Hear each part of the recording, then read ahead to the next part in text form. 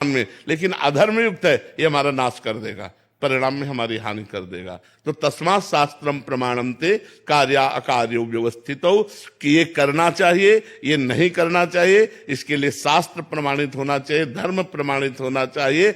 जिसमें धर्म हो, दूसरे का हित हो, परम लाभ वही मानना चाहिए, ना कि दूसरे का अहित है, अधर्म है और लाभ मिल रहा है तो हानि ही माननी चाहिए, वो लाभ नहीं है। बात समझ में आ रही? किसका प्रश्न है? आपको बात हमारी समझ में आ रही?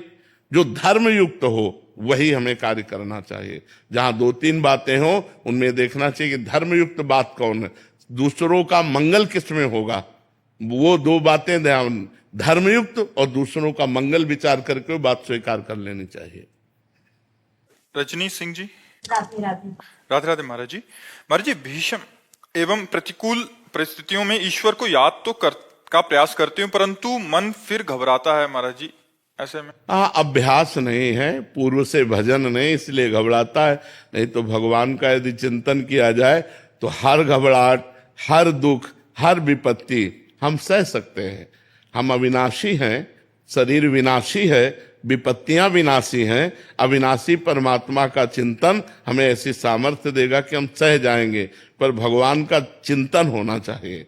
अब भगवान का चिंतन जिसका अभ्यास नहीं है तो विषयों का ही चिंतन होता है, लोगों का चिंतन होता है, लोगों से हम सहयोग लेने की सोचते हैं, भगवान से नहीं। यदि हम लोगों के सहयोग लेने की आकांक्षा का त्याग कर दें और बल प्राप्त होगा, वही शांति प्राप्त होगी, वही उसको कृपा का अनुभव होगा। तो हमें लगता है यदि हमारी बुद्धि काम करे और हम लोगों का आश्रय न लेकर भगवान का आश्रय ले तो बड़ी बड़ी विपत्तियों से भी हम बच सकते हैं या सह सकते हैं। दोनों बातें हो सकती है, हम सह भी सकते हैं और बच भी सकते हैं। सरला सोनी जी रायपुर से। राधे राधे। प्रभु जी, क्या जीव को भगवान का सानिध्य प्राप्त हो सकता है महाराज जी? अरे सही पूछो तो जीव ही भगवान है। अब तुम कैसे समझो, जीव ही शिवा, शिव ही जीवा। अब कैसे समझोगे? भजन नहीं हो रहा तो तत्त्वमसि, तत्त्वम आशी, वही जैसे एक बूंद गंगाजल, एक चम्मच गंगाजल, एक टैंकर गंगाजल। गंगाजल तो गंगाजल है ना। तो पूर्णमदः पूर्णमिदं पूर्णात् पूर्णमुदच्यते पूर्णस्य पूर्णमादाय पूर्णमेवावशिष्यते। उस परमात्मा का जो अवशिष्य बचा अंश, वो भी पूर्ण परमात्मा स्वरूप ही होता है। जीव क्या है? ईश्वर अंश, जीव अविनाशी, चेतन, अमल, सहज सुख राशि, वो तो परमात्मा स्वरूप है। परमात्मा का संग क्या? वो तो परमात्मा स्वरूप ही है। जब चाहे तब ईश्वर से मिल जाए, पर ईश्वर से मिलने की चाह कहाँ है? भोगों के मिलने की चाह, रुपया के मिलने की चाह, पद प्रतिष्ठा की चाह, भगवान से मिलने की चाह कहाँ है? सच्ची चाह प्रकट हो जाए तो भगवान मिल जाए। भगवान, हम भगवान से प्यार करते हैं और मन ही मन हमने भगवान को अपना पति रूप में वर्ण कर लिया। जी, मन ही मन उनसे प्यार करते हैं और प्रियतम रूप अंदर से माना है तो महाराज जी। हाँ, बिल्कुल मिल जाएंगे, बिल्कुल मिल जाएंगे। बस प्यार हरि व्यापक सर्वत्र समाना, प्रेम ते प्रगट होए मैं जान। अगर हमारे हृदय में प्रभु के प्रति प्रेम आ जाएगा तो निश्चित प्रभु प्रकट हो जाएंगे। पर प्रेम बातों से कहने वाली बात नहीं, वो हृदय का विषय होता है। हम भगवान से कहते हैं कि आपसे प्रेम करते हैं, लेकिन सच्ची हम भगवान से प्रेम नहीं करते। हम अपने शरीर से प्रेम करते हैं, अपनी कामनाओं से प्रेम करते हैं, अपने शरीर संबंधियों से प्रेम करते हैं, संसार से प्रेम करते हैं। प्रेम भगवान से, और जब भगवान से हो गया तो ये प्रश्न खत्म हो जाएगा कि भगवान मिलेंगे कि नहीं। वो खुद अनुभव कराने लगते हैं। प्रेमी से भगवान कभी दूर, जहां मेरा प्रेमी चरण रखे वहां रखूं मैं हाथ, पीछे पीछे मैं फिरूं कभी न छाड़ूं साथ। भगवान तो सदैव सानिध्य में रहते हैं। जो भगवान का भजन करते हैं उनके अनुभव में भगवान आते हैं। पूनम पंडित जी। राधे राधे गुरु जी। राधे राधे महाराज जी। महाराज जी, आपके प्रश्न का भाव है कि आप एक सामाजिक कार्य करते हैं, बट कह रहे हैं कि शादी के बाद शादीशुदा जीवन को ज्यादा महत्व देना चाहिए या जो आज तक करते आए सामाजिक कार्य और अपनी आवाज को? दोनों को प्रधानता देनी चाहिए, क्योंकि दोनों कार्य बहुत आवश्यक हैं। यदि आप किसी समाज के पद पर प्रतिष्ठित हैं और समाज सेवा का तो वो भी महान कार्य है, लेकिन आप किसी की पत्नी हैं वो भी एक धर्मयुक्त कार्य है। तो आपको धर्म की प्रधानता रखते हुए पारिवारिक पोषण और समाज की प्रधानता रखते हुए सेवा, दोनों को बैलेंस बना के चलना होगा। कोई कम ज्यादा नहीं कि अगर आप समाज की तरफ ज्यादा झुक गई और अपने पति प्रेम और परिवार की तरफ, तो फिर उधर आपका परिवार विखंडन होने की संभावना है। और परिवार में आसक्त हो गए तो आप अपने समाज पद का निर्वाह नहीं कर सकती। इसलिए दोनों का निर्वाह होता रहे, ऐसे बैलेंस बना के चलना चाहिए। प्रेम नारायण सिंह जी काशी से। राधे राधे महाराज जी। महाराज जी, दुख का कारण क्या है और उसके निवारण का क्या उपाय है महाराज? मोह सकल व्याधिन कर मूला। मूल, दुख का मूल क्या है? अज्ञान, मोह। ये जब तक अज्ञान है तब तक दुख से पिंड नहीं छूटने वाला। शरीरों के प्रति मोह होना, भोगों में मोह होना, ये सब दुख का कारण है। अज्ञान मूल अविद्या। अगर ये अविद्या नष्ट हो जाए और विद्या का प्रकाश हो जाए तो अभी आनंद हो जाए। भाई भाई से ईर्ष्या कर रहा है, पति पत्नी से, देखो जहां प्रेम संबंध होने चाहिए वहां वैर संबंध है। पत्नी पति को मारे दे रही है, पति पत्नी को मारे दे रहा है। छोटी छोटी जगह, छोटी छोटी वस्तु के लिए भाई भाई की हत्या कर रहा है, पुत्र माता पिता की हत्या कर रहे हैं, माता पिता पुत्र की हत्या कर रहे हैं। कहाँ प्रेम संबंध रह गए? जो मोह है, अज्ञान है, उसी अज्ञान के कारण तो हाहाकार मचा हुआ है। दुख का मूल कारण अविद्या है, अज्ञान है, और ये गुरु कृपा से नष्ट होता है। जब हम गुरुजनों के चरणों में बैठते हैं और गुरुवाणी का अध्ययन करें, गुरुवाणी को सुने, संत महापुरुषों के वचन सुने और खूब नाम जप करें, तब अज्ञान का नाश होता है। अज्ञान का नाश होते ही आनंद की अनुभूति होने लगती है। तो दुख का कारण अज्ञान ही है, और जब तक ये नष्ट नहीं होगा तब तक जन्म मरण, बार बार जन्म, बार बार मरण, हर योनियों में जाना, नाना प्रकार के दुख भोगना, ये चलता रहेगा। जयेश चाहर जी राधे राधे। नगर से। महाराज जी, पिछले लगभग 2 वर्षों से मेरा अध्यात्म की ओर झुकाव हुआ है। महाराज जी, मेरे अंदर एक प्रश्न आ रहा है कि माया क्या है, संसार क्या है, और भगवान ने ये खेल ही क्यों रचा? जीव संसार में बार बार आता है और चला जाता है, इस सब में ईश्वर आखिर मतलब उनका अंदर आंतरिक इच्छा क्या है? एको हम बहुश्यामा। पहले ईश्वर ने रचा क्यों, ये बात समझो। किसी और को नहीं रचा, वो अपने आप को रचा है। वो अपने आप से बहुत रूपों में हो गया। वो अपने आप से अपने आप को रचता है, अपने आप से अपने आप का पालन करता है, और अपने आप से अपने आप का विनाश कर लेता है, किसी और का नहीं। वो अपने आप में खेल रहा है। ये सब रूपों में वही विराजमान है। मत्ता परतरम नान्यत किंचिदस्ति धनंजय, मेरे सिवा किंचित मात्र कुछ नहीं है। वो किसी और की रचना नहीं की, वो अपने आप से अपने आप की रचना की। अब आप अपने आप को भूल गए हो, अपने हृदय में बैठे भगवान को भूल गए हो, इस शरीर को मैं मानने लगे हो और भोगों में रत हो गए हो, इसलिए दुर्गति को प्राप्त हो गए। माया उसे कहते हैं जो है वो दिखाई न दे और जो नहीं है वो दिखाई दे। जैसे स्त्री पुरुष जड़ चैतन्य नहीं है, परमात्मा है, तो परमात्मा दिखाई नहीं दे रहा, और जड़ चैतन्य स्त्री पुरुष अच्छा बुरा दिखाई दे रहा है, ये माया है। और परमात्मा है, ये जब भक्ति और ज्ञान के द्वारा हमारी बुद्धि पवित्र होगी तो ये नहीं दिखाई देगा। सब में परमात्मा, सब में राम रमा है, सब में कृष्ण रमा है, सब में वही वाहिगुरु, वही इष्ट विराजमान है, दूसरा कोई नहीं है। तो हमारे अंदर जो ये भ्रम पैदा हो गया कि भगवान ने मुझे क्यों फंसाया, तो भगवान ने नहीं फंसाया, आप खुद फंस गए। आप कौन हैं? आपने कभी विचार किया कौन है आप? आपने कभी अपने को देखा?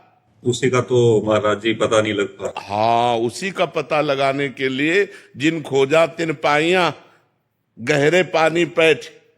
जो खूब हृदय में बैठ करके निरंतर नाम जप कर रहा है, चिंतन कर रहा है, तो जिन खोजा तिन पाइया, और जब पाइया तो वहां दूसरा कोई नहीं मिला, वही आत्मस्वरूप मिला, वही मैं मिला, वही दूसरा कोई नहीं। दो नहीं है, एक ही है पूरी सृष्टि में। जब खोजने वाले ने पाया तो खोजने वाला नहीं रहा, पाया जब तो वही मिला जो खोज रहा था, दूसरा कोई नहीं है। महाराज जी, किया कैसे जाए? मतलब कोई गुरु नहीं है, कुछ नहीं है, तो फिर यात्रा ही नहीं शुरू होगी। यात्रा तो गुरुदेव से ही शुरू होती ना। गुरुदेव का वरण करो, गुरु चरणों का आश्रय लो, नाम जप शुरू करो, उपासना शुरू करो, तो यात्रा प्रारंभ हो। स्कूल में नाम नहीं लिखाया तो ककाहरा मात्रा जब याद नहीं तो फिर कैसे पढ़ाई शुरू। पीएचडी तो तब पहुंचे हम जब पहले ककाहरा मात्रा से तो शुरू करें। तो प्रथम हम गुरुदेव के चरणों का आश्रय लेकर उपासना शुरू करें।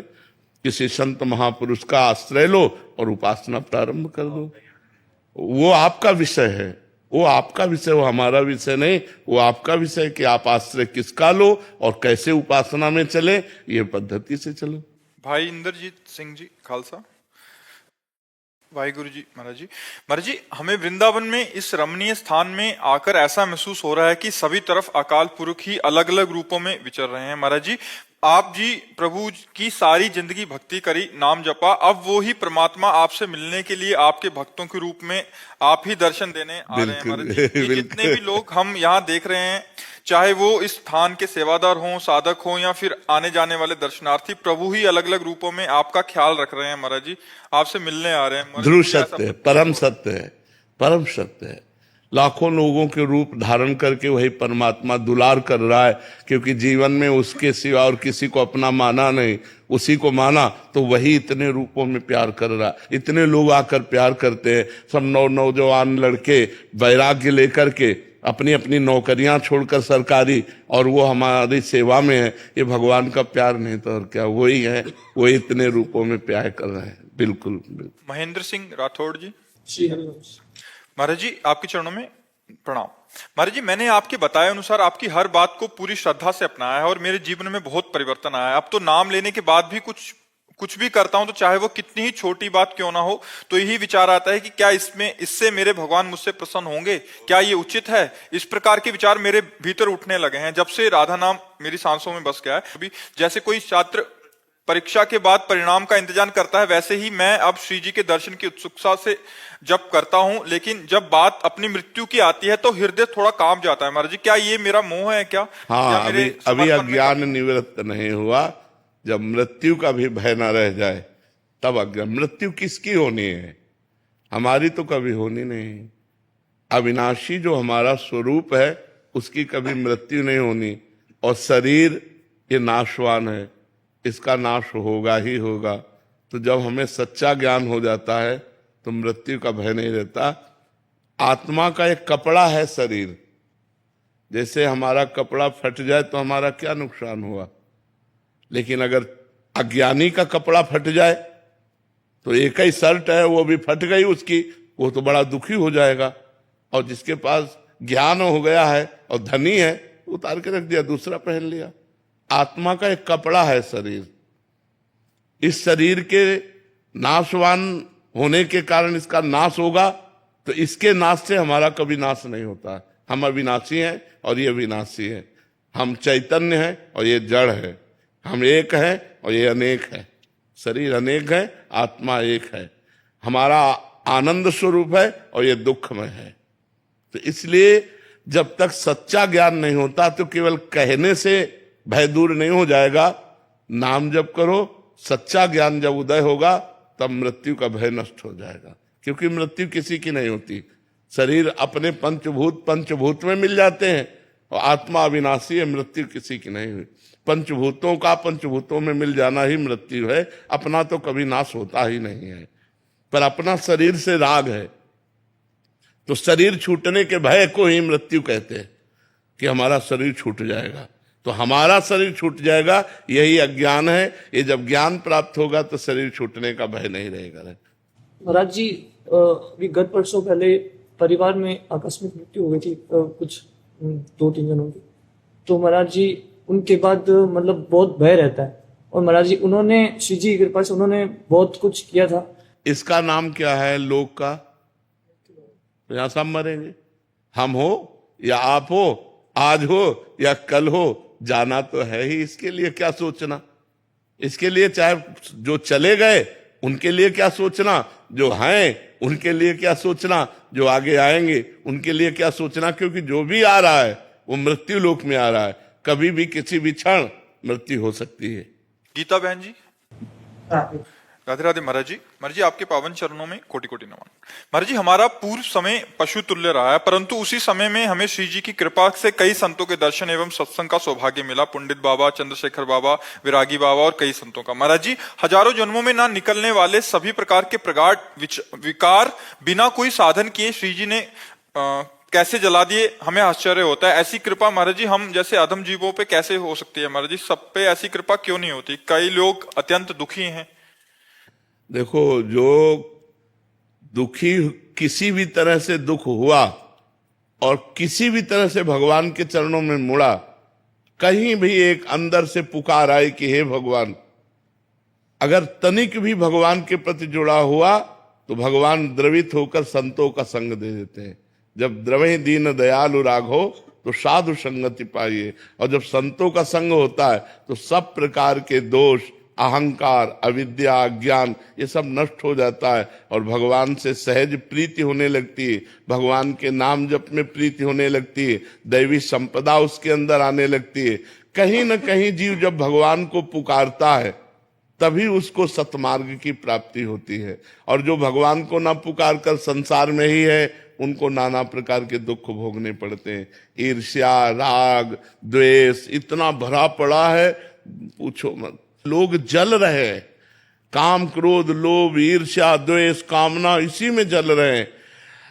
आप अपने सुख को देखकर सुखी नहीं हो रहे, दूसरे को सुखी देखकर दुखी हो रहे। जरा सी वस्तु के लिए भाई भाई में बैर, बड़ा विचित्र माया का खेल हो रहा है। जहां प्रेम सौहार्द होना चाहिए वहां दुख हो रहा है। क्यों? क्योंकि अज्ञान है। इसलिए भगवान की शरण जो होता है उसे संत संग मिलता है, क्योंकि संत संग बिना हरि कृपा की नहीं मिलता। अब मोहि भा भरोस हनुमंता, बिनु हरि कृपा मिले नहीं संता। जब हरि कृपा करते हैं, राम जी कृपा करते हैं, तब संतों का संग मिलता है। और संतों का संग मिलने का मतलब अज्ञान का नाश होना, अंदर ज्ञान प्रकाशित होना। जैसे अभी ये छोटा ही बच्चा तो है, कह रहा है कुछ समय से सत्संग सुना, नाम जब शुरू किया, हमारे अंदर आनंद आ रहा है, हमारे अंदर विकार धीरे धीरे कम हो रहे हैं। तो सत्संग से, साधु संग से निश्चित विकारों का नाश होता है और भगवत चरणारविंद में प्रीति होती है।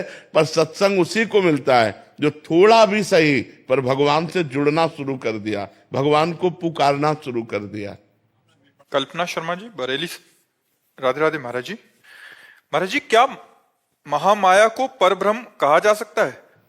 परब्रह्म की ही इच्छा महामाया है। परब्रह्म की इच्छा ही महामाया है। तो भगवान और भगवान की इच्छा दो थोड़ी है, एक ही है। इसलिए भगवान शक्तिमान है और वो भगवान की शक्ति है। तो शक्ति और शक्तिमान अभेद है, इसलिए वो भगवान ही है, कोई अंतर नहीं। आदेश अग्रवाल जी। राधे राधे महाराज जी। महाराज जी, यदि गुरु बिना मुक्ति नहीं, तो क्या जिन्होंने गुरु ना बनाए हो तो अंत समय में अगर राधा नाम लेने से उन्हें मुक्ति मिलेगी? अंत समय का सिद्धांत अलग है, अंत अलग अलग सिद्धांत है। अंतःमति सोगति, इस सिद्धांत में गुरु की कोई आवश्यकता नहीं। लेकिन जीवन भर पाप किए हो, अंत समय राधा निकल आएगा, ऐसा कैसे हो सकता है? जो पाप कर्म किए हो वो पाप कर्म तुम्हें भगवान नाम स्मरण होने ही नहीं देंगे। जैसे अजामिल का प्रसंग आता है तो उसमें संतों की कृपा हुई थी अजामिल के ऊपर, इसलिए उस पुत्र का नाम नारायण रखा। संतों की कृपा के कारण उसी पुत्र में उनकी आसक्ति हुई और मरते समय उसी पुत्र का ध्यान आया और नारायण बुला दिया, कल्याण हो गया। अंतिम समय भगवान का नाम आना, जन्म जन्म मुनि जतन कराही और अंत राम कही आवत नाही। जन्म जन्म प्रयास करते, अंतिम समय भगवान का नाम स्मरण होना बड़ा कठिन है। वो अंतिम समय नाम स्मरण हो गया तो कल्याण हो गया, मंगल हो गया। बिना गुरु के भी यदि अंतिम समय भगवान का नाम आ जाए तो जीव का परम कल्याण हो जाए। राज शर्मा जी। राधे राधे महाराज जी। महाराज जी, मेरी नजर सभी भगवानों में राधा रानी को देखती है, इसमें और भगवान महाराज जी बुरा तो नहीं मान जाएंगे? और है ही नहीं, तत्व एक है, तत्व एक है, रूप अनेक है। तो अगर हम राम जी को माने, श्याम जी को माने, राधा जी को माने, दुर्गा जी को माने, किसी एक को मान ले तो सबको मान लिया। किसी एक की पूजा कर लें तो सबकी पूजा हो गई। सब रूपों में एक ही विराजमान है और कोई नहीं विराजमान। इसलिए ये कभी न सोचा जाए कि हम राम जी को पूजते हैं, अन्य भगवान को नहीं पूजते तो अन्य भगवान नाराज तो नहीं हो जाएंगे, हम राधा जी को पूजते हैं तो कहीं अन्य, ऐसा नहीं। एक की पूजा भाव से करो, सबकी पूजा हो गई, क्योंकि सब रूपों में एक ही है, कोई और नहीं है। तृप्ति जी। राधे राधे। राधे राधे महाराज जी। महाराज जी, ये कहा जाता है कि लाइफ में सब कुछ पूर्व निर्धारित है, हमारे हाथ में कुछ भी नहीं है, हम जो भी कर्म नहीं, करते लाइफ में पूर्व निर्धारित है सफलता असफलता, सुख दुख, जन्म मरण। लेकिन नया कर्म, इसके करने के लिए हमें अवसर मिला है। हम अब अच्छा कर्म कर सकते हैं, भगवान का भजन कर सकते हैं, परोपकार कर सकते हैं, मन को रोक करके, इंद्रियों को रोक कर पापाचरण से बच सकते हैं। इसके लिए हमें चांस दिया गया है। पूर्व निर्धारित पूरा जीवन हमारा सुख दुख, असफलता सफलता। जैसे हमने बहुत अच्छी पढ़ाई की, बहुत मेहनत कर रहे हैं, लेकिन नौकरी नहीं मिल रही। अब पूर्व का प्रारब्ध है दुख भोगना, इसलिए अच्छी नौकरी नहीं मिल रही है।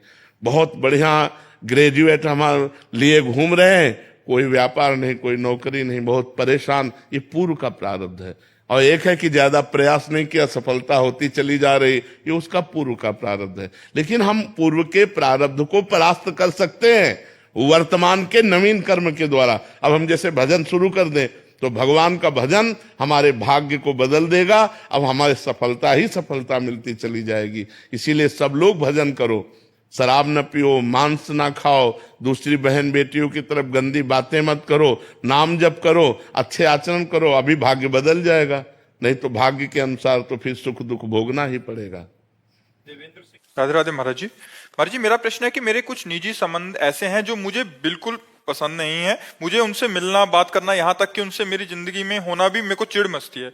महाराज जी, फिर भी मैं उनसे गलत है, गलत है, बिल्कुल गलत नहीं, बिल्कुल गलत है। संबंधी हो या ना हो, हमें सबके प्रति प्रेम व्यवहार रखना चाहिए। हमारा आंतरिक कोई लगाव ना हो, लेकिन हमारा व्यवहार मृदु होना चाहिए।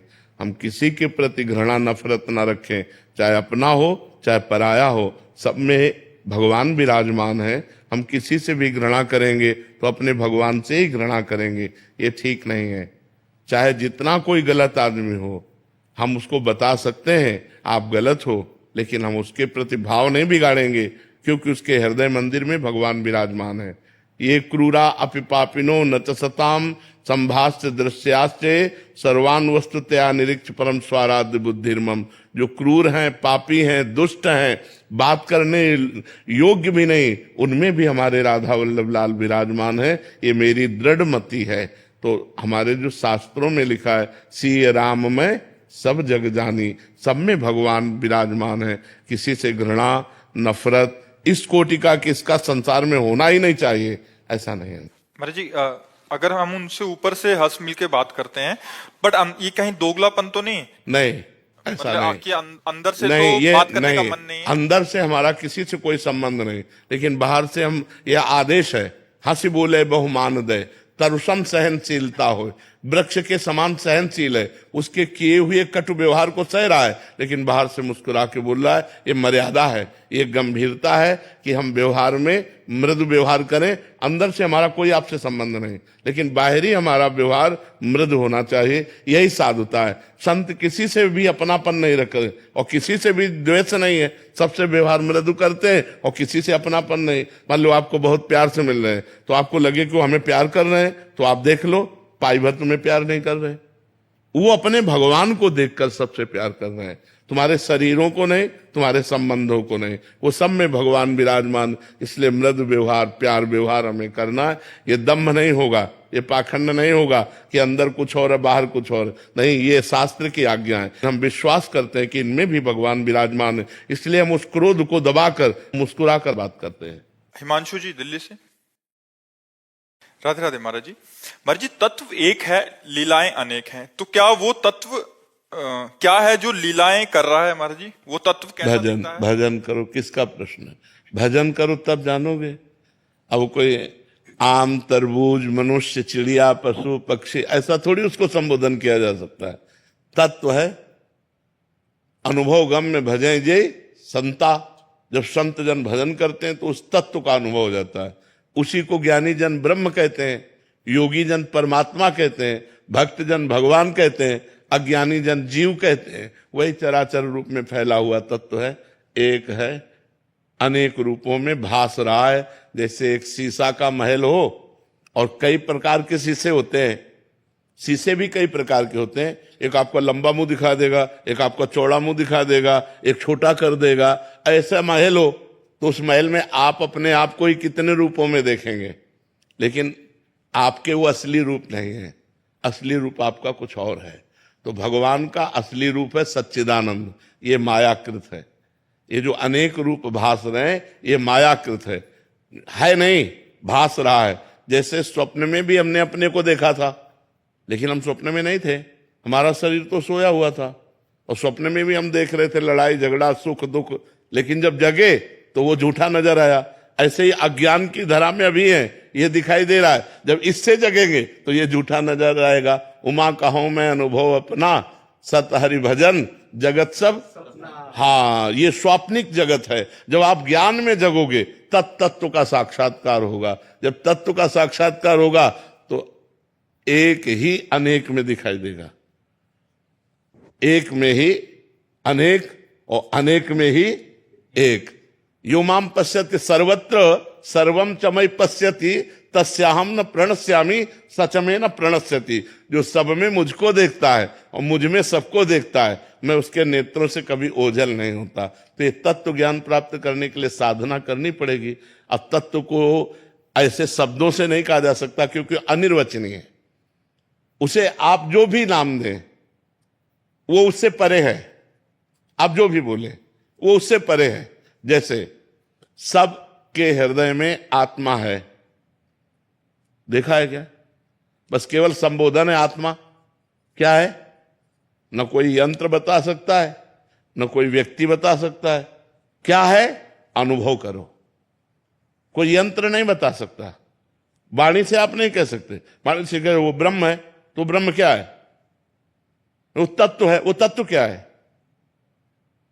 अब इसके आगे बोलोगे तो क्या बोलोगे? यही बोलोगे, भजन करो और अनुभव करो।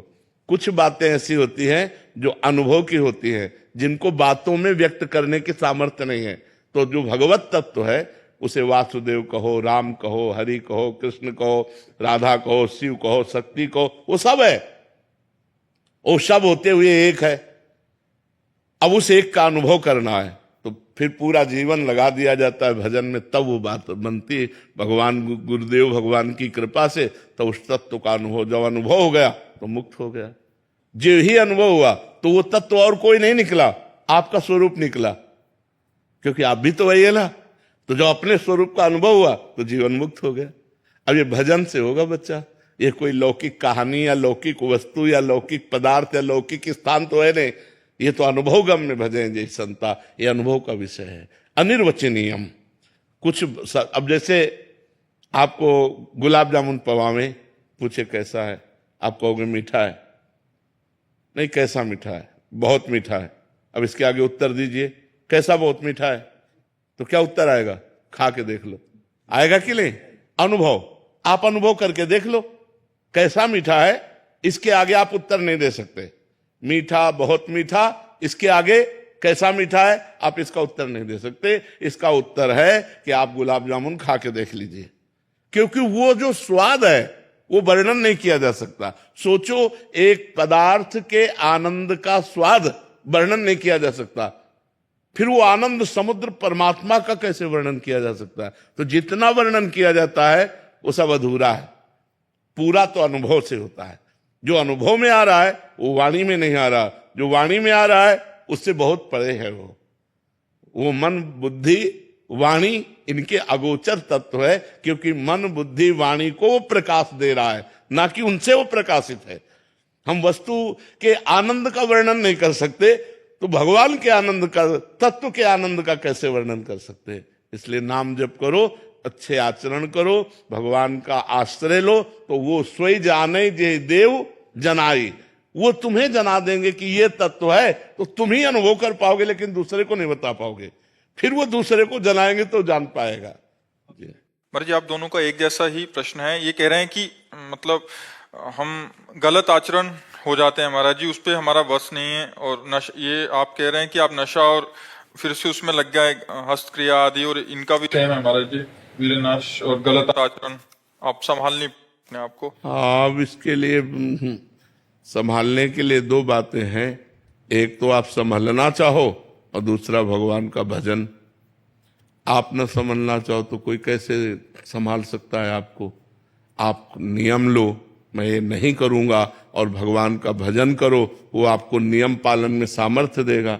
जो भगवान का नाम जप है इसमें बल है, तो जब हम नाम जप करते हैं खूब अधिक से अधिक, तुम्हारे अंदर बल आ जाता है, हम गंदे कार्यों को रोक सकते हैं। और दूसरा नियम से। अकेलापन पूरा लगता है, दिल्ली में तैयारी करता हूँ, हाँ, वैसे ही अकेलापन आता है, वैसे ही तो बहुत आनंद है यार, अकेलेपन में नाम जप करो तो कितना आनंद है। हम तो चाहते हैं कि भगवान मुझे अकेले कर दें। तुम यार तो सोच रहे हो कि भीड़ मिले, और हम सोच रहे हैं अकेलापन मिले। कोई दोस्त भी नहीं है हमारा। दोस्त की जरूरत नहीं है, दोस्त के चक्कर में मत पड़ो। गर्लफ्रेंड की चाहिए, गर्लफ्रेंड चाहिए, अरे बेकार समस्या में फंस जाओगे। भगवान को दोस्त बनाओ और फिर वो दोस्त रूप में आवे, उनकी बात अलग है। भगवान को दोस्त बनाओ, वही सच्चे दोस्त है। संसार कोई दोस्त, यहाँ छल कपट है बच्चा। अभी जो चैन से हो ना, दोस्त बना लोगे तो चैन तुम्हारा चला जाएगा, शांति तुम्हारी नष्ट हो जाएगी। अकेलापन बहुत अच्छा। लोग कहते हैं मैं अकेलेपन से उब रहा हूं, हम कह रहे तुम्हें अकेलेपन में जीना नहीं आता। नहीं, अकेलापन बहुत अच्छा। अपनी मस्ती में तो है यार, किसी का कोई डिस्टर्ब नहीं, किसी की कोई, और भगवान का चिंतन बनता है। अकेले में भगवान का भजन करने लगो तो इतना आनंद आएगा कि रोने लगोगे।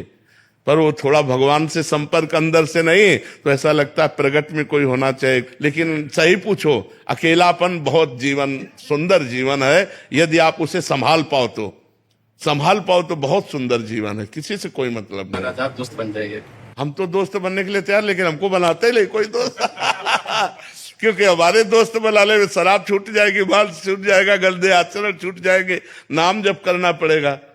हाँ बिल्कुल, अच्छे बनो। हम ये चाहते हैं कि आज हमारे नौजवान भाई अच्छे आचरण करने वाले बने। जो गंदे गंदे आचरण करके जेल भोग रहे हैं, सजाएं भोग रहे हैं, ये सब बचना चाहिए। ये मन ही तो है, हम मन को कंट्रोल नहीं कर पाए, वो गंदे आचरण करा दिए, जिनके परिणाम में हमें सजा हो रही है, हमारी जिंदगी बर्बाद हो रही है। अब देखो कैसे कैसे बच्चे खुद सुसाइड कर रहे हैं।